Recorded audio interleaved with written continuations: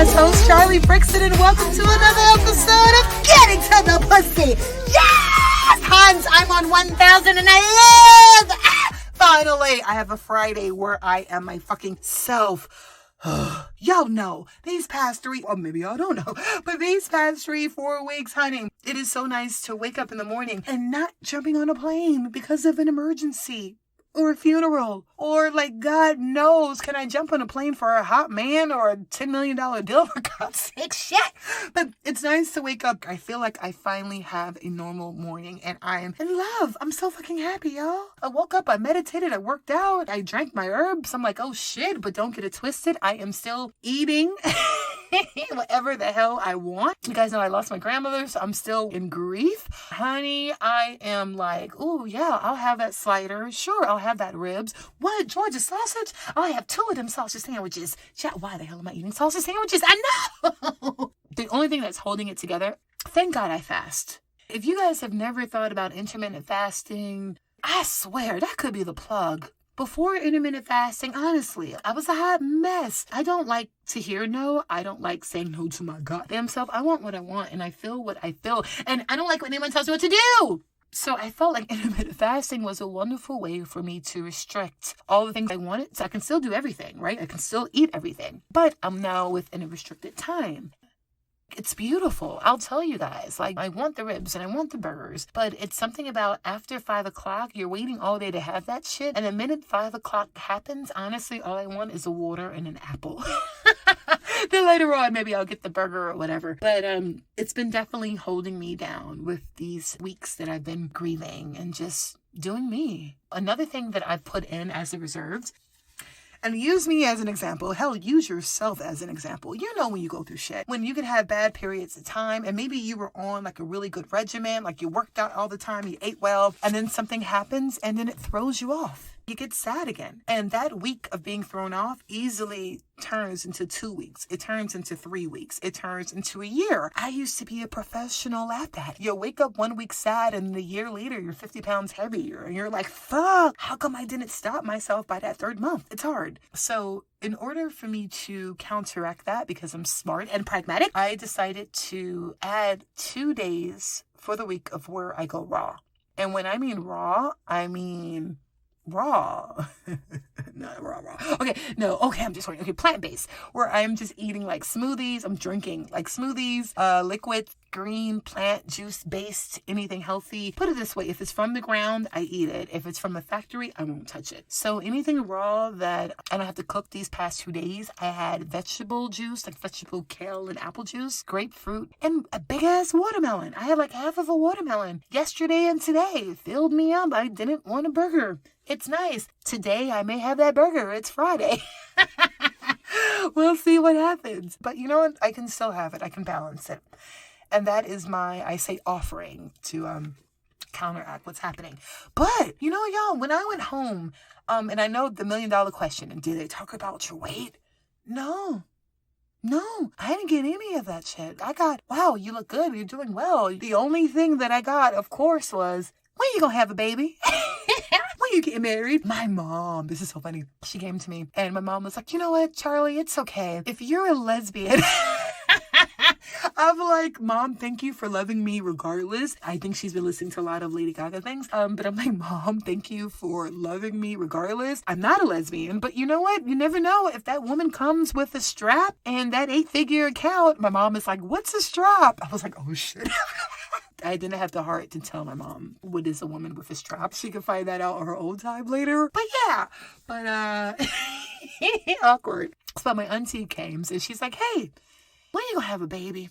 A marriage? Like, I need to take care of some kids. And usually I would give her a politically correct answer. I'll be like, as a woman, I don't have to choose. But this time I was so tired and I was in my feelings. And of course, my grandma. And I was like, you know what, Auntie? This is going to be a double M&M situation. She says, what's a double M&M, Charlie? I said, shit, mistake or marriage. Mistake or marriage. Fuck it, double M&M. Basically, I'm implying like, hey, if I get married or I may have a child off a wedlock. I don't know. My auntie had the biggest smile on her face. She was like, oh my God. I guess for the first time in my life, and maybe in her life, I didn't say no. I gave her a possibility. Eminem, marriage or mistake? My aunt, I thought I was going to throw her off, and she hugged me. She was like, can we go to dinner later on? And I said, sure. And we went to dinner. She looked at my face and she grabbed my hand and she was like, I'm so happy, Charlie. I'm like, what? Why are you happy? She was like, you're going to be in love soon. You're ready for love. I just have a question for you. Do you know how you're going to love? So I'm sorry, y'all. If my auntie is going to ask me a question like that, I'm going to ask y'all a question like that because I refuse to be stumped on this. So we all going to be stumped and maybe we all can become elevated after this conversation. So the episode title today is, Are You Ready for Love? How? Will it be conditional or unconditional? How are you going to love? Anybody ever asked you that question? I know, me neither. So I'm asking all of us that question. Are you ready for love? How will you love? There is this quote that sticks out to me from a Buddhist. He wrote a book like years ago. I want to say 1926, but there's a quote. He says, to love without knowing how to love wounds the person we love. I don't know about y'all, but I kind of want to know better how to love. I don't want to wound the next person I'm loving. I want to do this smart. I don't want to crash and burn or jump into anything. In order for us to get there, we kind of have to know what we're talking about. So let's go into unconditional love. Unconditional love. Okay, I'm a 90s kid. Or if you don't know that one, take all of me, I'll take. And the only reason why I'm singing, guys, because it takes way too much money at this time to use the whole copyrights. But when I get my first mail, I got you. But till then, take all of me, I'll take all that John Legend songs, all your something imperfections, right? So he's singing this song and he's like, I love you, love me, and I'll love you, and we can be horrible people if we choose to. I love you regardless. Or it can be a Britney thing. I'm addicted to you because I know that you're toxic. Why does that song make me happy? Intoxicate me now with your anyways, why? But that's a form of unconditional where you know it's like alcohol. You know that shit is poison. You know it ain't good for you. But little doses. Or we could talk about the parent and the child, where the parents say, oh, I had my child, I love my child, I'll do anything, to the point where the child is now 50 years old living in the parent's basement with a name on the orange shoes, but it's okay, that's your child. That's unconditional love. And then I thought about myself. And I'm like, could I really do, and I will always love you? I can't do I will always love you. Bullshit. Most likely me, I'm an and I will always love you if you continue making that 8-figure salary, pay these bills, be healthy, do this. Then I realized, oh shit, maybe my love is conditional. And you know what, y'all? There is nothing wrong having a conditional love. My trainer, I asked him this earlier today. I was like, hey, at first he was trying to give me all of this. Like, no, Charlie, love is unconditional and you can help who you fall for. So I'm like, you know what? He's going to give me a hallmark. People, like when they watch TV or they read lots of magazines, they give you everything from that TV and that magazine. It's like, what's your voice? So I was like, all right, you love fit, gorgeous, small, tiny women. You marry her at a size 4, everything is great. And then a year later, 2 years later, that woman is 300 pounds. You gonna still love her? You gonna still be with her? He stopped. You should see the look he gave me. It was one of disgust. Then he started to laugh. And so I'm like, no, you're telling me unconditional love. You met her. So, and then he was like, well, no, then it's my fault. I let her get that way. I could have stopped it or I could have helped it. And I was like, what if she just likes eating? There's a lot of women who love being their side. And maybe she's like, that's who I am. Would you still love her? He said, hell no, because he would want someone who's healthy, who's going to make sure they maintain that. I was like, okay, then shouldn't you have had that conversation with her before y'all got married? Had a size 4? Like, hey, boo, this is what's important to me. He thought about it. He was like, oh, shit. But it was bad. But I thought about when you do have love and it changes. Is it unconditional? I have a friend. She's so happy. I was with her and her husband and her kids. And she's going to therapy right now. Because she's like, Charlie, I'm just paranoid that he's going to cheat. And I'm going to ruin my marriage by leaving him and taking the kids with me. I was like, oh shit. So if he cheated, you're not saying that he ruined the marriage. You're saying that you ruined the marriage. And I asked her, why would you say that? Because all he did was an action. So why am I treating that like a big deal to the point where now I want to dissolve this whole marriage? Deep, right? progressive. How many relationships you know that have got broken up, or marriages or families that were split up just because the other lover wanted somebody else? If you unconditionally love them, do you see them off in that joy and that happiness and still keep your family together? Or was your love conditional? Like, nah, that wasn't a part of the packet. Then if you're feeling that way, should you really have kids and all those people involved? I don't know. I was looking, right? It's something to think about. I know. There was this guy on Instagram, and all right, so you guys know I have this thing for cuckolds, and for those who don't know, cuckolds are, well, just look up cuckolds. I did an episode about it. But this guy, he loves his girlfriend. He loves her, and he understands sometimes she needs to express herself. Sometimes this expression means her sleeping with other men. He allows her to express herself because he wants her happy in the highest possibility. To the point where sometimes this gets a little bit crazy. To the point sometimes he has offered to sleep in the living room while his woman is sleeping, expressing herself in the other bedroom. Dream goals. No, while his woman is expressing herself, of course she's fucking, in the other room. And he's like, that doesn't make me a cuckold. That makes me a man madly in love. I am a man who loves unconditional. How do y'all feel about that? I know. I hear some of y'all. Like, some, that's a dumb motherfucker. There's other people, wow, that's very modernized. Could you do that?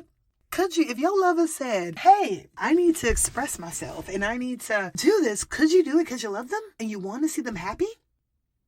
I'll tell you this, though. I know that I have lately, and I would say this past year, I've met a lot of men, and I'm going to stop meeting these kind of men, but I've met a lot of men. They are lovers, and actually some women, please. They are lovers of many women, or lovers of many men. I'm realizing out of all of these men I'm meeting, every man who's told me that, they're distracted. They are distracted men. How come I'm not pissed off? It's like, no, I'm not pissed off if you have 5 or 6 women, but why have 5 or 6 women and you're giving them their time, but your shit's not together? You claim you were going to build a business. You haven't did it yet. You claim you were going to do your LLC. You didn't. You know, your kid hates you because you don't visit them. Your credit's not good. You're always talking about money. You're broke. You're stressed out, but you're a lover of many women. Maybe you need to be a lover of one so you can get those distractions in place. Because your life isn't together. I don't know. And don't get me wrong. I know that they're saying this is a natural thing. And men, they're supposed to put their penises in holes because they need to populate. Okay, great. Whatever. Who gives a fuck? Fine. I hear often, we get crushes on others, not because we truly love and understand them, but to distract ourselves from our own suffering. So we talked about love. We talked about conditional love. They said what you need, truthful love, loving kindness, compassion. I have this thing where I'm always like mutualism and kindness. With my friends, we're like, hey, is that okay with you? Is that okay with you? Let's go here. Are we all up for it? Are we? I would love for me to think that same way with my lover. Are we up for it? It's a we. I want to love well. Yeah, I want to be pragmatic. I want to be practical. And it goes back to my aunt. The $1 million question is, how are you going to love? I think sometimes we go into relationships prematurely because we really haven't thought about it. The how. Oh my gosh. Yes, auntie. Auntie, you may get your goddamn wish, bitch. Like, she has me thinking this is something to take on. And hell yeah, be conditional as fuck if you want to. Now, you can be unconditional. Don't get me wrong. Right? You can go and you can be with this person and have a whirlwind love. And when shit comes up, you're surprised because you didn't talk about it. And you didn't talk about your non-negotiables. You can meet that person and be like, okay, hey, I love you, whatever, but these are some major values that I hold. Do you hold the same things? Because if you really want them in your life and if you really want it to rock and be healthy, I'm sorry. These are the things you're going to have to talk about. Unless you just don't give a damn. And then maybe that becomes unconditional. And let me be very honest with you. I don't know a lot of parents and children who have that unconditional love. Just saying. We go into unconditional love, but sometimes unconditional love can be dangerous. If you love someone, regardless, no matter, and you so you allow that person to die in front of you, and it's okay. You allow that person to get sick in front of you, and it's okay. I'm sorry, my love is not that unconditional. My love is action. My love is condition. And it doesn't make it right or wrong. So I just leave that with y'all. Just for you to ask yourself, what kind of lover are you? Are you conditional or are you unconditional? Have you set the space for yourself? Do you know how you're going to love? Because like I said, I want to be around happy people for the rest of my life. I want to party. And eventually I want to party with you and your partners. And maybe we all can be like 80 and go in a village and like be like, okay, sorry. Not now though. Like I'm figuring my life out. But when I'm 75, 80, everybody should be afraid. And I know some of you are saying, chill, Charlie. Like, girl, I ain't looking for no relationship. I just got out something. Or are you out of your mind? It's not what I came here for. Like, I'm not even trying to think of it. Or I am in a relationship. And it's really not about that. It's about love. And I know I'm in my feelings, but y'all, there's nothing like coming from like a family funeral or a family function to help you really get to your shit. Like, really get to your pussy. Like, because when I went there, I saw so many accomplished older people. I'm talking 70s and up, really 65 and up. And I saw so many accomplished people, but sad. Sad.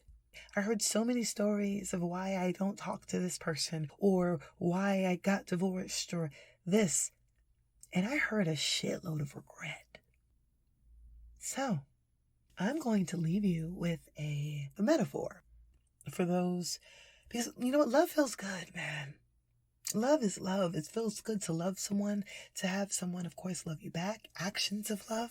Love is generosity. It's understanding.